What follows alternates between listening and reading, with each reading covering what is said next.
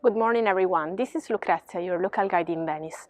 Today I'm in town to tell you about the Venetian arsenal. It's to say a cluster of former shipyards and armories that for centuries has been vital for the growth of the Republic's naval power.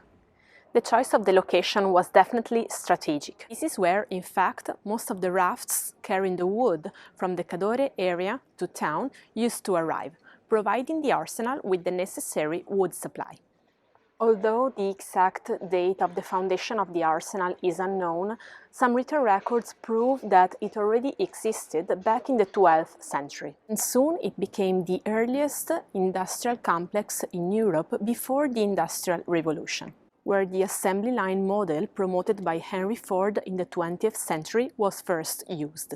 This allowed shipbuilders to work faster and to build a ship in just a few days. Over the centuries, the arsenal was enlarged several times, and at the peak of the Republic's success, it covered an area of approximately 48 hectares, which means approximately 15% of the city. And it was surrounded by high walls, like those you can see behind me, that shielded the shipyards, but also the 2,000 shipbuilders working in there from public view.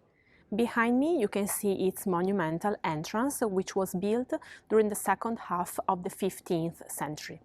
Over here you can also see the 11th century Greek lions that Francesco Morosini brought in town from Greece in the 17th century after defeating the Ottoman Turks in Greece.